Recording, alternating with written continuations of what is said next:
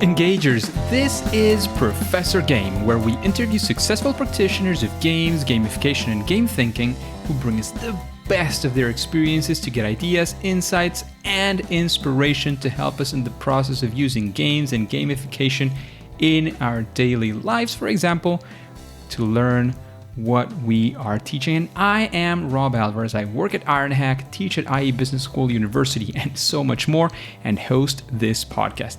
If you have an extra second, please go ahead and subscribe for free to our email list at professorgame.com/subscribe. Well, Engagers, welcome back to another episode of the Professor Game podcast. Today, we are with a very special repeat guest. We are with Professor Lee Sheldon, who is back on Professor Game.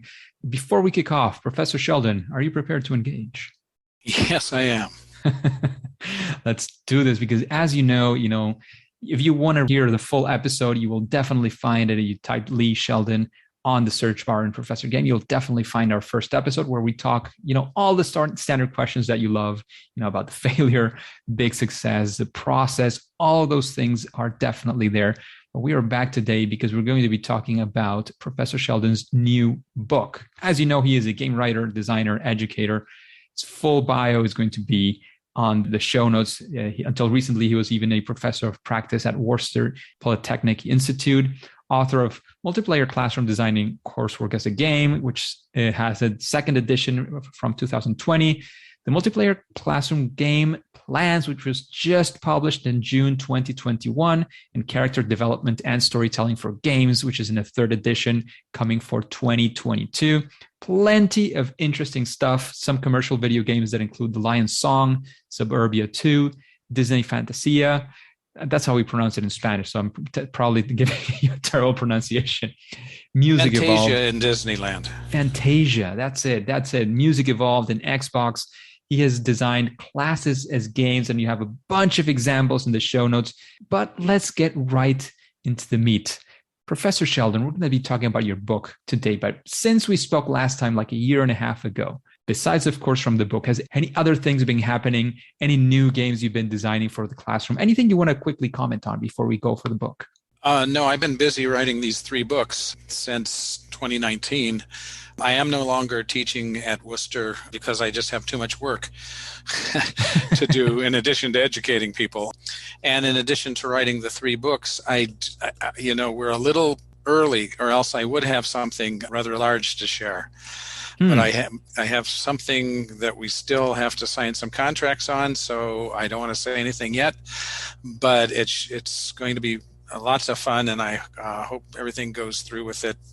And that's all I can say. It's a video game, as you might have guessed, and it's not an educational video game. It's a commercial. Nice. Sounds very, very exciting, and I hope we get to hear some news from that soon as well. So, getting into the book, as you were saying, you've spent all this time, going for the books. The first edition of Game Plans, the second edition of Designing Coursework as a Game, and the third edition of Character Development and Storytelling for Games. You've been investing a lot of time in that. So the first question, the natural question here is, why did you shift your focus so strongly into your writing, into improving your books and writing a new one? What was behind that? Well, the first 2, well, actually, no. The first one and the third one, we're getting old. The first edition of Multiplayer Classroom Designing Coursework as a Game came out in 2011, and I finished writing it in 2010, something like that. And quite a lot has happened in the last decade. Same thing with Character Development and Storytelling for Games. The first version of that came out in 2006. And then the second one came out maybe 2013, 14, something like that. And as you know, things go pretty swiftly in the game industry. And my examples, for example, I didn't want to be citing decade-old games or even more unless there's a particularly distinctive reason for doing so. I wanted to apply the teaching to the games that are as close as possible to what the students might be playing. For example, I finished the Nintendo Switch game, what is it, of the Wild? Breath of the Wild. Jeez. Breath of the Wild, Zelda. Oof, yeah. Yeah, and that took me a long time. Then that came out, what, 5 years ago, maybe? Hmm. So even that, but it took me a year to finish it. I can't play the way I used to 24 hours a day. Unfortunately, I actually have to act like an adult occasionally. Yeah, So they force us into that. yeah, so that really, it's bringing them up to date in terms of, I know we're going to talk about the second one, but the third one, character development and storytelling for games. Really, I noticed in the last volume, I was calling everything a computer game. I now call them video games, because computer games are really a subset of that, and they didn't used to be. And so there's also different types of games, MOBAs, that we didn't have even that long ago. And I need to talk about writing for all these new kinds of things as well. So it's really updating the two that bookend the one that we're talking about today, which is a first edition. Very, very exciting. And I have to say, you're mentioning the mobile games. I had like for the first maybe 3 to 4 years of mobile games, I couldn't find the interest in it. Like honestly, they didn't catch my eye. And I'm a video game freak. Like I loved PC games, console games, like everything. Like most things that caught my eyes, I at least laid my hands on them. For mobile, it's like, it's a small screen. It's not really comfortable. I used to like the Blackberries because you could actually type on the old ones that had the actual keys, and you were typing on them. So I kind of was able to map things well. So it didn't catch me really until I started playing. I think the first one was a zombie game. Of course, I really enjoy zombie stories in general. But then now I'm playing Clash of Clans like every day. It's crazy, and I love it. I have a clan. I have friends I've never met outside of the game, so I literally don't even know their real names or anything. So it's caught my eye, and I have to say I've updated myself as well as a player in that sense. So it makes a lot of sense, like updating those things and understanding what the universe is saying, is doing right now. Where we are now, how are we telling our stories through the games, and there's just a whole bunch of new stuff, and so got to keep up. And what do you feel has been like? Do you have an example or something of big that has changed? Of course, like going to mobile is a big change, but from the perspective that your main perspective, which is definitely writing games and creating the games themselves, how much is those principles and those things that you use to create games? How much has that changed? And if you have an example of how that changes, of course, beyond the examples themselves. Yeah, I don't know that it's necessarily changed too much, because I need to do certain things when I write a game. And with some of the new formats and some of the new hardware, it's just a matter of finding out how to do that. Like writing for the Facebook game and the limitations of Facebook, for example.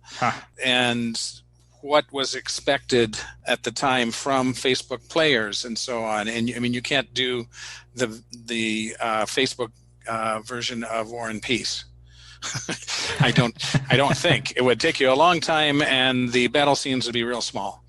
So it's kind of identifying how to use the same rules that are important to telling a good story, but in whatever medium you find yourself in, whatever type of game. That was my initial feel. I had my hypotheses that those principles that you've been using haven't changed much. It's just about adapting to the new medium. Of course, as you were saying, like Facebook, but also mobile, the size of the screen and how much maybe text you can add there as well. Yeah. How do you do those things? Of course, has to change, definitely. Yeah, it's look, some of these things go back to the ancient Greeks and Aristotle. I'm still paying attention to Aristotle. He won't shut up, and so as a result, I mean the unities. Then and he did more than that. Then there's Aristotle, and then there's some other Greeks, and those guys were writing a long time ago. And not interestingly enough, not just talking about writing, but thanks to Plato, we know that actually the ancient Egyptians were teaching math through games. There you go. And so, hey, and we think educational games came along pretty recently. No, I've got examples that go back centuries, and of course Plato is a few centuries ago. So Very nice. Very nice. I did definitely not know about the Egyptians teaching math with games. That is exciting to say the least and inspiring as well. There's also the philosopher John Locke, who Yeah. talks about creating games to teach. More in theory, I don't know if anybody listened to him. I think he's a pretty cool guy. But he talks specifically about how games could be designed to teach things. And he was in the 1600s? Yeah. I'm going to show my ignorance here, but it was a lot. It wasn't as far back as the Greeks, but it was a ways. Yeah, it was a way back. Definitely, definitely very important stuff going on around history. It's and again, going back to it's a bit more of a personal thing. Like back in school, especially, I really didn't enjoy history a lot. Like it was probably my worst subject as far as me being entertained and enjoying it. And like literally after I graduated school, that I never had to see history again. I started enjoying history. Like, I saw, I started reading books that were a lot more interesting than the ones that are the formal ones that are supposed to teach you this and that. Of course, I didn't have to memorize any dates. So I'll probably be having the same problems as you remembering when somebody is from. It's also that, of course, whenever we're told we have to learn something, we go, oh, screw that. But then when we decide to choose to do it, somehow it works better, right? Yeah, I even like geography and all those things. Like really, I never enjoyed like social studies in general. Never. All throughout my school, I entered 18 years old and I didn't enjoy that. I got to the university and started going to Model UNs, for example, and I knew the capital and the president of every country in the world eventually. And of course, you get into that and you start reading history as well. So the first thing I went into was the Middle East, especially like relatively recent history and understanding what happened there with the creation of the state of Israel and all those wars that happened. It was so interesting. You know what I mean? It was such a game changer for me. One, of course, not to have to learn any of that, but then seeing it from another perspective, like from the story and not well, history has many cool things. When you see it in school, history means, oh, which river goes through which state and how does it, how many states does it cross? And like, it's kind of more math than history. And I like math, don't get me wrong, but I don't know. It was just memorizing and memorizing and memorizing over and over again, and not knowing that story of what happened there. What are the important facts? Like, what were the lives of people like back in that day? What changed with, whether it was a war or a revolution or a new invention? Like that's what I find so exciting. And that's something that I do think we've lost quite a bit in our educational system, probably no matter where you are in the world. Yeah, I think that's true. And actually, I'll throw in something here about the fourth book I wrote during the pandemic. Thank you, COVID. Nice. And that is, it's a mystery set in the 1700s, late 1700s in Bavaria. And so I did lots of research on it that I would never have done in school, right? I looked for everything I could find about that period and the section of Bavaria, the towns that I was writing about, and trying to make it as realistic as possible. And that I actually have just completed, and I have to actually see if I can get that published now. Next task coming up. Yeah, mustn't forget that. It's important. Absolutely, we'll definitely have some space to talk about that as well, eventually when that's coming up. But Lee, let's focus on game plans for a second. So We've been talking about all these very, very interesting subjects regarding around all your books and your writing, and how like COVID was definitely part of that inspiration. Updating the books, but then as well, you have a completely new book. I've been going through it. I haven't finished it yet. That's a live confession here. It's a long book. Yeah, but it has, like, I do feel at this point, I do have the chance of, you read the first part, understand how it's structured, and then you can go back and forth and jump around in the book. And that's mostly fine, at least as far as I've been going right now. In the examples, of course, you don't go to the middle of an example. Maybe it doesn't make as much sense, but you can jump through the examples, and it should be, as far as I've done, at least up to this date, it does make a lot of sense.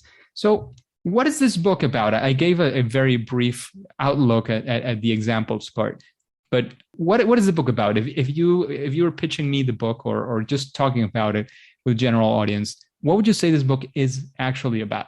I'll start with what it isn't. It's not the multiplayer classroom, which was about me teaching stuff. The idea behind game plans is that I was not the subject matter expert, that I had to work with someone who was. And how do you do that? To make sure, because, the writer, game designer is going to think he knows how to do, to teach something, and the teacher is going to think they know how to design the game. And what you have to do is make sure that people know their roles and understand what the roles are and work together, and it can work quite well. That was the first thing. So it's about collaboration and how you can collaborate. The next thing is I had budgets for these games that I did not have when I'm doing my own classes. And so how was the money spent? And then the structure of the book is 4 stories, really, kind of like pseudo-design documents. I made them simpler than what a real design document looks like. But to sort of say, okay, this was the collaboration. This is what we started out to do. This is how we prepared to do it. This is how it went. And then did we succeed? And all of those stages I thought were kind of interesting and could be put into the book. And also the fact that I got to talk about stuff that wasn't just game writing and game design and level design. These are the courses I taught, right? But that was teaching kind of a range of things. Each one had either a grant behind it for money, or there was money from the institution where it happened. So what they are like roadmaps and histories of what happened, what was going to happen, what was planned to happen, what went right, what went wrong, and in some detail, because I thought if I left out the detail, people wouldn't quite understand what it all meant or what all was involved. And I chose 4 out of the ones that I've worked on because they were very different, and because each one of them had its own challenges and had sort of a different approach. Although you can see as you go through the book that I do go back to favorite kinds of things, and I can talk about those later. But so we had 4 subject matters: physical education and fitness, Mandarin and Chinese culture, the culture on the internet, and finally cybersecurity, something that's really kind of important in the news right now. The internet game was entirely online, which also made it interesting for this period of time to be writing it, and what I could do online to keep the students involved and so on. So each one is sort of the story of these games. Absolutely. And as you can see there, one of the things that I love about the fact that it's 4 examples, well, there's several things, but one of them is the fact that they are so different subjects. Because what happens sometimes when you see examples from people is like, oh yeah, I'm a social studies professor or a teacher, and I did this. And it's like, oh yeah, but that works for social studies very well, whereas my subject is so different. And so you kind of break the mold there of saying, no, this is not just for this or that. You can see here 4 very different things, for very different examples where you can say, look, you don't have the excuse of this is not exactly your subject. It is clear that it could be your subject as well. So that's one thing I love very, very much of the way and the intention of the book. That I completely love. Another thing, and you mentioned as well, is the fact that the book has to do with the previous point. It's about examples. Because one of the things that happens very, very much is that, especially when people have client work, this tends to be like very, you sign an NDA and the client is very jealous about the information to be shared. And here, you're literally sharing almost a simplified, but almost the full design document that you did to create this game. So you're giving a lot of detail of what goes into this and how it could actually look. So those are 2 things, just 2 of the things that I really have enjoyed of the book to this point. So thank you very much for that. I don't know if you have any sort of way of complementing this I said or completing it. But those are definitely 2 of the things I really enjoy. It helped. There are a couple of things that I didn't mention. One is that there are forewords to each of the games by the subject matter expert. So they got to talk about how they felt the games went. But the other thing is, I highlighted specifically things that went right and things that went wrong, sort of just holding up flags and saying, just watch out for this. Be very careful about this one, or this surprised me that it worked. And those are the sort of the extremes, but everything in the middle is, it gave me a chance to reflect on these games, because these games are done. A couple of them are still being taught, but I'm out of the loop on it. And so they're continuing, but I learned, and the teachers learned, things that I wanted to have in the book too. So the things that went well and the things that didn't go so well. Yeah, that is always neat to see. And it's one of the reasons I like to kick off one of the questions, which is all about failure and knowing what did not go right, for two reasons. Well, I'm going for two reasons today. I don't know why. But one of them is definitely showing what are some examples of things to sort of say, hey, watch out, this could happen. And the other one is definitely to show that superstar guests like Professor Sheldon also get things wrong, and that's okay. I mean, we can get things wrong. Professor Sheldon can get things wrong. It's about how we take lessons from that. And it's part of what we teach, why we want and why we like to teach with games. Because with games, you go the wrong way, and then you try again, and you go the right way. And that's fine. It's what we do in games, isn't it? We wipe out a whole guild trying to kill a boss mob, and then what happened there? Let's not do that. Let's not just run up. let's plan things a little bit more carefully. So that's one of the things that how I teach all of my games, is to learn through failure, but we don't call it failure. It's why, going way back to the other book, why I call it XP. Instead of giving them minus X number of points, they only get plus numbers of points.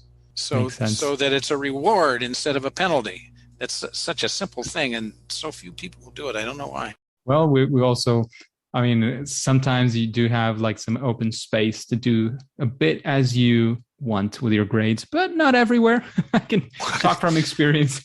Sometimes you have your hands a little bit tied, but there are many things you can do. Even with that, there are many ways, things you can do. Sneak around anything. Absolutely. There's so much that can be done for sure.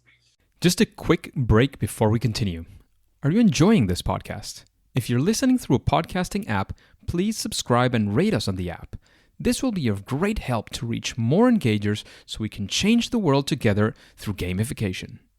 So, Lee, the other thing that is sort of the obvious question, but I do think it is very important, is you've gone from writing your own experience and you creating games. Of course, then that switched as well into you having experience on the other side. Is that the reason why you wrote it? Because it's not just about what you do, but actually sitting, as you very well know, sitting down and writing a book is a big task. It's a big ask as well. I'm not sure how financials are going for you on that side, but generally books are not necessarily like a big profit center for most authors, at least. This book is to help people, and because I thought that people would find it interesting to see how these things are put together. These are all alternate reality games in one form or another, and they all had their benefits and their issues and things like that. And I wanted to sort of look and see how they really went, because the physical education game was a number of years ago now, and just, I can learn from it again. Oh man, we tried that. That's a stupid thing to do. Why did we do that? And also to share some of the really amazing things that came out of the collaborations and out of the students playing them. I can't remember the exact number, but at the end of the physical fitness game, one student had covered 240 some miles in 7 weeks. So it's spread out, that's just what a number, playing the game on foot, because that was the intention of the game, was to get them fitter without making them, run on a treadmill or something. And here were people that were doing it because it was part of a story, because there were sprints and things they had to do, competition, and they had to figure out what the mystery was. I'm a mystery writer, so each game has some mystery in it. And that keeps them going because they want to find out what's going to happen next. And then on top of that, they get rewards for their, divided into small teams in that particular game. And the teams, if a team does well, they get their pictures on our fake website from one of our characters saying, these people helped me and they did this. And, I'm all about intrinsic rewards, and that's a good one, besides the added addition of they got physically fitter. So Absolutely. all of those things are voyages of discovery. And the first time I try something that doesn't work, I may try it again later on. There's a couple of places in here where I deliberately, I'll give you an example. In the internet game or class, it's always entirely online. But I have them facing off, the students facing off against an unknown villain. And at one point, the villain messes with the website that is used for their class. And I thought, and that worked pretty cool. So I got I tried something even more dangerous in the fourth one, in the cybersecurity game, where I had the villain in the cybersecurity game erase all their grades. Ooh. And we had an admin server set up that was ours. It wasn't the real school's. So we could do that without really touching them. But, that got their attention. Even though they knew it wasn't a game, we were hitting them where they live. And it actually worked quite well. So I had actually started out and tried one thing, and then I just escalated it a little bit to try it again. And the other thing I did in the internet game, which was entirely, I'm always experimenting.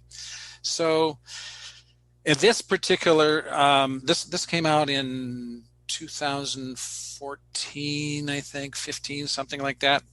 And this was for a school called Excelsior College, where the students would not meet. They could be all over the planet, and they only put up either an avatar of them or a picture of themselves. They could do either one. And so you didn't actually see the real people unless they decided to put up a picture, which is what two people did who weren't real.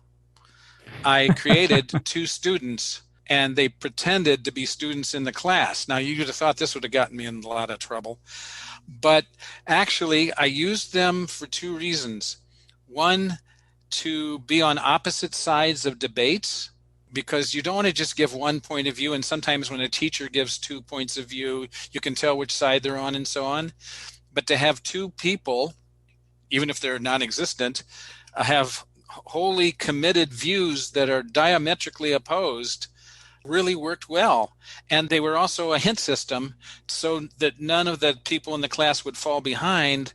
They could, they would know who wasn't there and everything. And so they could, in talking online, which was through text, they could help people move them along. So we didn't have to break the game for a hint. We didn't have to slow down the game because there was a discussion that wouldn't go forward. We used those two characters, and it worked really well. In the cybersecurity game, the TA for the class is also a character. He's a real student there, and he was a real TA there, but he turns out to be an FBI agent, and at one point he gets kidnapped, physically kidnapped by the I shouldn't be giving away all these things, but by the villain, and the students have to track him down. So they also got some exercise there too. So these were all different sort of experiments that I got to work with to see how they worked out. And there was a problem with that game because we had an orientation, as we do for all of them. This is a game. We say that out loud. You can't, just start it and they don't know. And we had an orientation for this on the first day. And a student missed that day. Ooh. So we come in, and all of a sudden, the students are learning how to hack into websites on the dark web, which again was on our servers. We didn't take them really out there. And then there's obviously this hacker who's trying to infiltrate the computers at the school, and eventually does. But also, just down the road from the school, this was for California Tech at San Luis Obispo. And just down the road from there is the Diablo nuclear reactor, which is the last nuclear reactor in the state of California. And it turns out the hackers trying to hack into that. And so, you escalate the tension a little bit with that. But anyway, those are just, the kid missed all of the explanation. This was a game. So he comes about a week into it. He comes running in the professor's office. He says, "Professor, what's going on? Shouldn't we tell the administration? Aren't we what we're doing illegal?" And so he settled down once he learned that it was a game and everything. But those are some of the pitfalls that you have to take into consideration, and you have to be careful about. You have to keep them enclosed in your world with all the rules that world has, as much as you can. And it works quite well, even for the Mandarin game, which, never leaving the classroom, we took them to Beijing and the Forbidden City.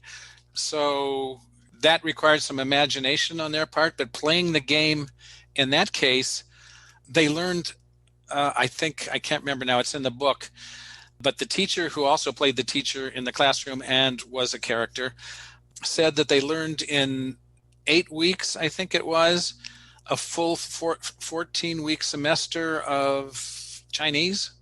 Ooh, interesting. And this is an example of how committed they are, and that was that they were told they were going to go to Beijing. They would be met at the Beijing airport. Remember, they're not leaving the classroom for anything for this. We're just moving chairs and stuff around.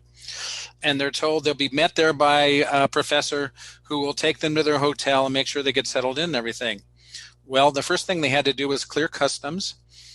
Oh, I should add that in this game, we had a group of Mandarin-speaking actors.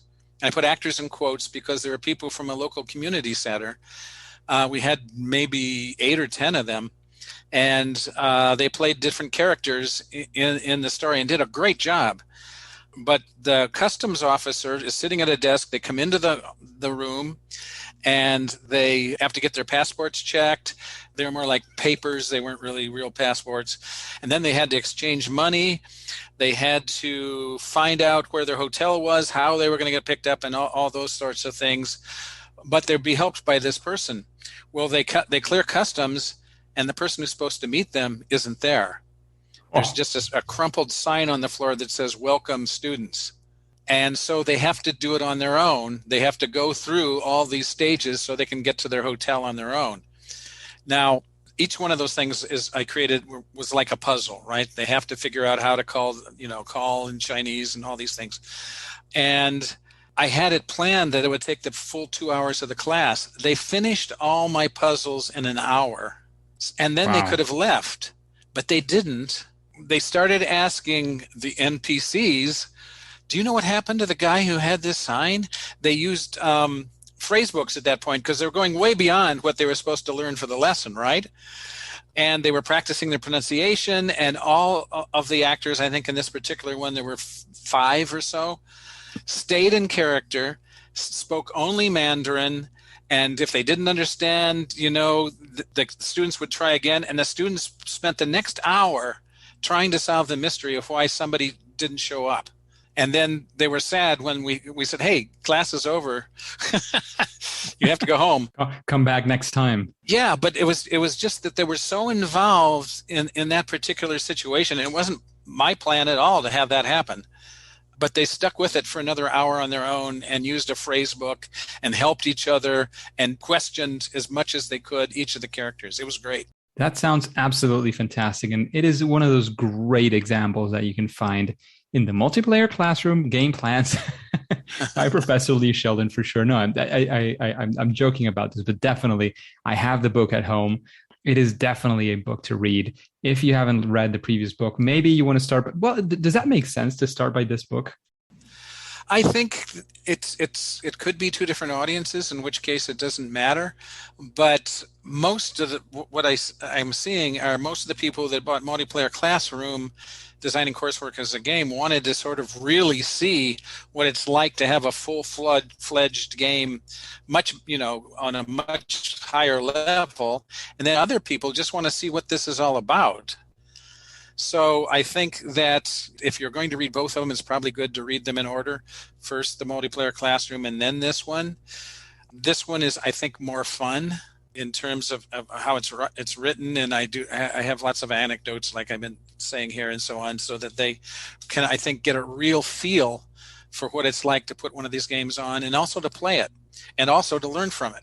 Certainly. So I don't know that I think there's probably the needle swings a little bit towards reading them in order that they were written. But on the other hand, I think you can go either direction. But you should read both of them. I agree. I have to agree. Definitely. Great books, great examples, great material that you have there. So definitely, engagers, if you haven't picked up those books, those are definitely books that you want to pick up. They make a lot of sense. I know most of you are involved in some way or another in learning and education. This is exactly for that. It's about games in the classroom and multiplayer games, which, it's a whole, whole new set for cooperation or competition as well, but throughout, people interacting within their own classroom. So thank you very much for that, Professor Lee Sheldon. It has been a pleasure to have those books out there. It has been an absolute pleasure to have you here. I don't know if there's any, of course, where we can find the book, where we can find out more about this, if there's any, webpage, if there's any, I don't know, Twitter or anything else. They're published by Taylor and Francis and a smaller publisher under that umbrella called CRC Press. I noticed they're also on the Routledge website, and they're on Amazon. I don't know, other than that, where to find them, but they're certainly out there in the world. Given the current circumstances, Amazon with online shipping and all these things is one of the main places you want to make sure it is, because it's what most or at least a huge chunk of people are using these days. I definitely am. Like, I'm an addict at this point of ordering online I know. Almost everything. We're giving him all that money so he can go into outer space. Yeah, for sure. Hopefully that'll be useful for us someday. Yeah. So yes, they're out there. Taylor and Francis is a major publishing house in England and all over the world. And so it's not hard to find the books. I'm sure. I'm definitely sure of that. In fact, that I live in Europe as well. So it found its way to me for sure here in Spain. So, there's all sorts of ways to find the book. Definitely find it out there. As you know, you can also find Professor Lee Sheldon as well in many places over the internet. I don't know if there's any one of them you want to highlight. I know last time we mentioned, I think it was your email and something else. If you have questions, you can contact me on LinkedIn. There's a Facebook page, although I don't go there very often. If you have specific questions, then multiplayerclassroom@gmail.com will get to me as well. Fantastic. That is fantastic. Absolutely great. People have any doubts, especially once they've bought the book, if there's anything that is not clarified, this is great feedback if that is the case, or anything that you want to dive deeper onto, or maybe even if you want to work with Professor Lee Sheldon on a grant, as he was mentioning before, and creating a game for your classroom. I don't know if that is the case, but you have all those sorts of ways through LinkedIn, through the email, and so on. So once again, thank you very much for investing this time, not only in the interview, because thank you very much, definitely for that, but also in writing a book, because those are fantastic ways for many, many, many people to be able to access all of that beautiful information that you're giving away in the book.